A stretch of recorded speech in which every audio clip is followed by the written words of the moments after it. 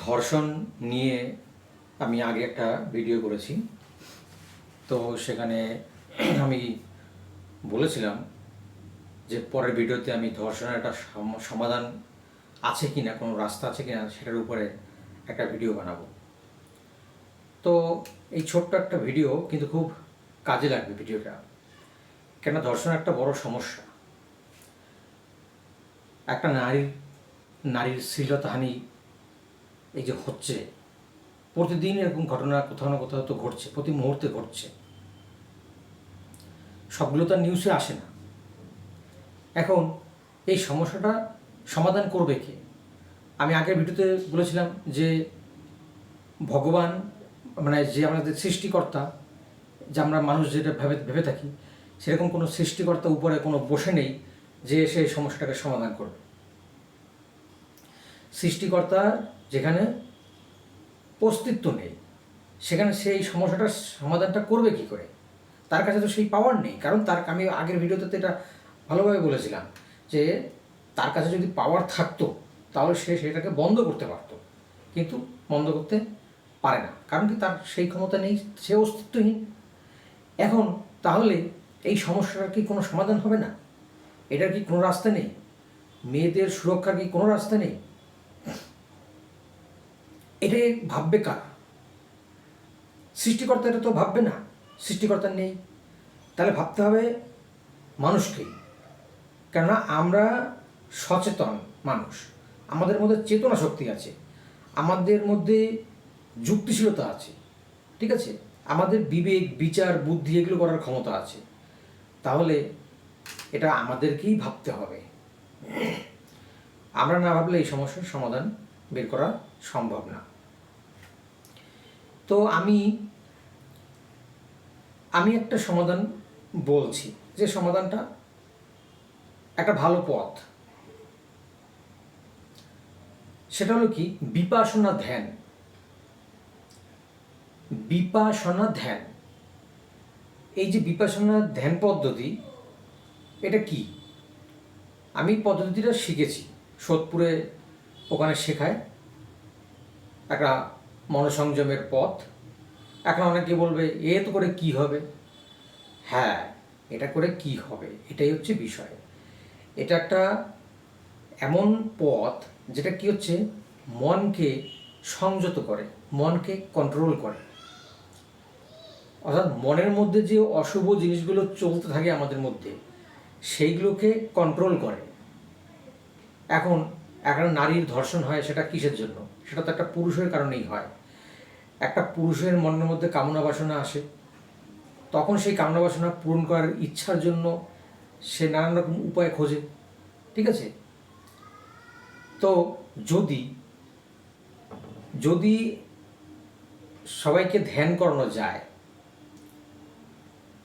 তো ধ্যান করালে কি হবে? ছোট থেকে যদি বাচ্চাদেরকে আস্তে আস্তে অভ্যাস করানো হয় এই ধ্যান করানোর, তাহলে কি হবে, সেই পুরুষদের মনের মধ্যে যে এই যে কামনা বাসনার যে টেন্ডেন্সিটা, এটা কিন্তু শান্ত হবে। এটা যদি শান্ত হয় তাহলে কি হবে, তাদের মধ্যে এই প্রবৃত্তিটা আসবে না। এভাবে কিন্তু একটা সমস্যার সমাধান করা যায় ধ্যানের জন্য। এই ধ্যানটা সোদপুরে শেখায়। তো আমি এটা অনুরোধ করব, যাদের ভালো লাগে, সোদপুর ছাড়া অন্য জায়গায় সারা পৃথিবীতেই এদের ব্রাঞ্চ আছে। বিপাশনা দিয়ে সার্চ করলেই পাওয়া যাবে। বিপাশনা এই ওয়ার্ডটা দিয়ে সার্চ করতে হবে। বিপাশনা হচ্ছে এমন একটা পদ্ধতি, যেটা হলো কি, বুদ্ধ এই পদ্ধতিটাকে রিডিসকভার করেছেন। যাই হোক, সেগুলো আবার নিয়ে আর একটা ভিডিও হবে, আর একটা টপিক আর একদিন হবে এখানে। তো বিষয়টা হলো যে তাহলে এই ধ্যানের রাস্তায় এখানে এইভাবে কিন্তু একটা সমস্যাটার সমাধান করা যায়, এবং এটা খুব ভালো রাস্তা। কেননা ধ্যান করার জন্য কিন্তু পয়সা লাগে না, ঠিক আছে। ধ্যানটা করতে কোনো পয়সা খরচা করতে হয় না, এটা একটা ইচ্ছার ব্যাপার। যদি সবাই এইভাবে আস্তে আস্তে ধ্যান করতে অভ্যাস করে, এবং এটা আমাদের যারা শুভবুদ্ধি সম্পন্ন মানুষ, তাদেরও এটা মানে প্রচার করতে হবে। আর সোদপুরে যেখানে বললাম যে ধ্যান সেন্টার বিপাশনা, যেখানে ধম্মগঙ্গায় শেখায়, সেখানে কিন্তু কোনো পয়সা নেয় না, ঠিক আছে, ফ্রি অফ কস্ট, অতএব পয়সা লাগে না। তার একটা ভালো জিনিস আমরা যদি অনুসরণ করি তাহলে কিন্তু সমাজটাও ভালো হয়, সমাজটাও আস্তে আস্তে শান্তিপূর্ণ হয়।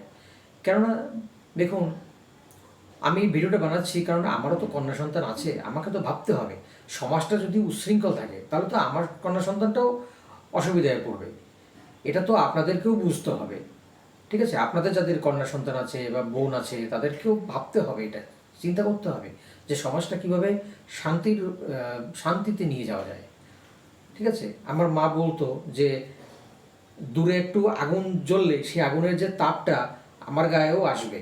ঠিক আছে, তো সমাজের আশেপাশে যেরকম ঘটনা ঘটছে, এই ধর্ষণটা যে ঘটছে চারদিকে, ঠিক আছে, এর মানে এটা কিন্তু ভাবা ভুল যে আমার ঘরে এটা আসবে না, এটা কিন্তু ভাবা ভুল। কারণ কখন কিভাবে আসবে এটাকে বলা সম্ভব না। তাহলে যখন সৃষ্টিকর্তা এই সমস্যার সমাধান করতে পারবে না তখন মানুষকেই এই সমস্যার সমাধানটা করতে হবে, এবং আমরা সকলে মিলেই এই সমস্যাটাকে এইভাবেই সমাধান করব একটা ভালো রাস্তায়। আর ধ্যান প্রমোট করতে বেশি ওই যে বললাম পয়সা লাগে না, এটা ছোট বয়স থেকে আস্তে আস্তে অভ্যাস করানো ভালো। অভ্যাস করালে আস্তে আস্তে কী হবে, সমাজটা অনেক শান্ত হবে। এই একটা রাস্তা আমি বললাম যে বিপাশনা ধ্যান। তো যাদের ইচ্ছা হবে তোমরা সোদপুরে একটু যোগাযোগ করো, বিপাশনা ধ্যান লিখে তোমরা সেখানে যাও, শান্তিপূর্ণ উপায়ে ধ্যান করো, নিজেরাও ভালো থাকো এবং সমাজকেও সুস্থ রাখো।